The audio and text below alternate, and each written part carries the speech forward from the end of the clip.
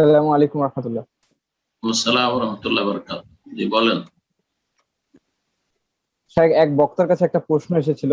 তো প্রশ্নটা আমার বোধগম্য, উত্তরটা আমার বোধগম্য হয়নি। তো উত্তরটি আমাকে সহজ করে দিন।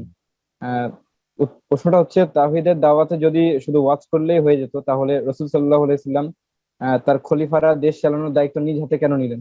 দেশ চালানোর কথা বলতে গেলে যদি সেটা ক্ষমতালোভী হয়ে যায়, তাহলে যারা ইসলামের শ্রেষ্ঠ মানুষ তারা এই কাজ কিভাবে করলেন?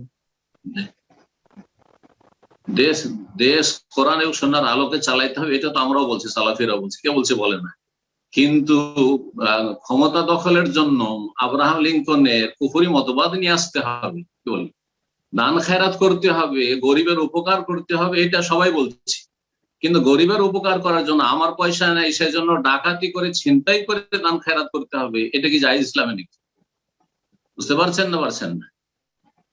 তো রাষ্ট্রীয় পর্যায়ে আদালতে ইসলামী আইনের বাস্তবায়ন করতে হবে, সেই জন্য কাফের ধার করা মানবরচিত বিধান নিয়ে আসতে হবে। যে এটা হচ্ছে তাদের গুমরাহি, ইখওয়ানি এবং জামাতীদের গুমরাহি, যে আল গায়া তুবারুল ওয়াসিলা। আরবিতে তাদের কথা রয়েছে যে আল গায়া তুবারুল ওয়াসিলা, যদি টার্গেট লক্ষ্য উদ্দেশ্য ঠিক থাকে তো মাধ্যম যেটাই হোক না কেন। তো লক্ষ্য উদ্দেশ্য আমাদের হচ্ছে গরিব মিসকিনকে দান করা, সুতরাং সেটা সুদের টাকা হোক, ঘুষের টাকা হোক, বেইমানি করা হোক, হালাল রুজি হোক, আর ছিনতাই করে হোক, ডাকাতি করে। বড় বড় ধনীরা দান খেরাত করে না, সুতরাং তাদের বাড়ি ডাকাতি করে আর তারপরে দান খেরাত, এটা যেমন হারাম, ঠিক তেমনি গণতান্ত্রিক পদ্ধতিতে রাষ্ট্রীয় ক্ষমতাতে যাওয়া হারাম। জি, কথা বুঝতে পেরেছেন? তো এগুলো ইসলামপন্থী নয় আসলে, এরা হচ্ছে হক বাতিলের সংমিশ্রণ পন্থী। হক বাতিলের সংমিশ্রণ রয়েছে তাদের কাছে।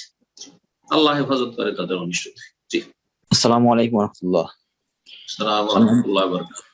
আমি আব্দুল মোহাইমেন হক, নিউ ইয়র্ক থেকে।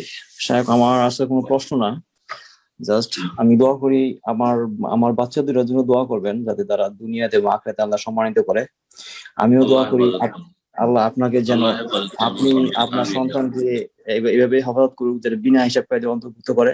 আর বিশেষ করে আপনাকে যেন আল্লাহ নেক হায়াত দেয়, যাতে আপনি সঠিক সময় সব সময় যেন আল্লাহ যেই কথাগুলো পছন্দ করেন সেই কথাগুলো বলার তৌফিক দেয় এবং হেদায়েত প্রাপ্ত হই আমরা।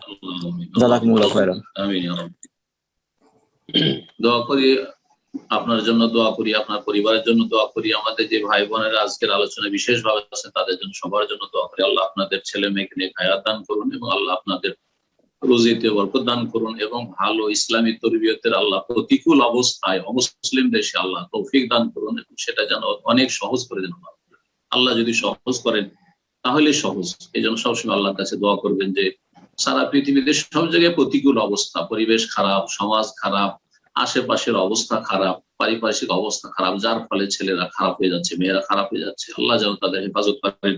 এই দোয়া সবসময় ইখলাসের সাথে করতে থাকলে আল্লাহর খাস মদদ থাকবে ইনশাআল্লাহ। আল্লাহ যেন তৌফিক দান করেন।